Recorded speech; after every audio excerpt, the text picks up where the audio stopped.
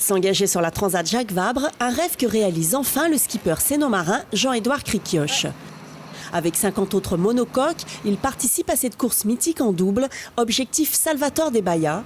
4335 milles à bord de son classe 40, une nouvelle flotte de bateaux pour la première fois présente sur la Transat. Le but du jeu, c'est de se faire plaisir parce que le parcours est vraiment très sympa. On part du Havre, là où il fait bien froid, pour arriver à Bahia avec le soleil. Le parcours est très ludique, très tactique, donc c'est une course à pas manquer. Et puis bon, c'est une course qui part de chez nous, quoi. Avec son coéquipier Louis Duc, ils vont donc passer un mois sur l'eau. Ils attendent avec impatience la traversée de l'équateur. Il y a un gros point qui nous amuse, le petit Louis et moi, ça va être la traversée du poteau noir et de l'équateur.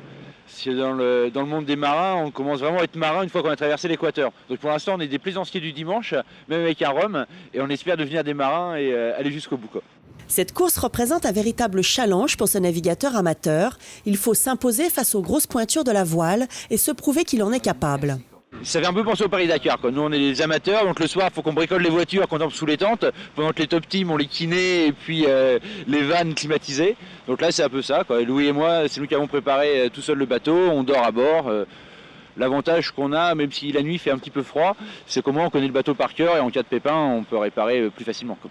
Pour ce Normand, actuellement directeur du cinéma de Louviers, l'aventure maritime a débuté sur la Seine à Elbeuf lorsque son collège organisait des sessions de voile et très vite, ce loisir s'est transformé en passion.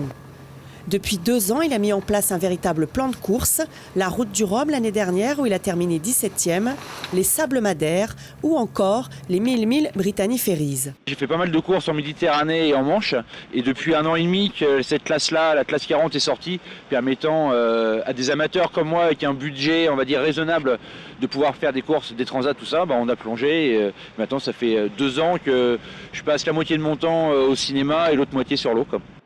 Ce passionné de voile a un autre objectif, participer au Vendée Globe en 2012. En attendant cette autre course de légende, il sera sur la ligne de départ de la Jacques Vabre le 3 novembre pour environ 1 mois de navigation. Pour suivre la Transat, rendez-vous sur le site www.jacques-vabre.com.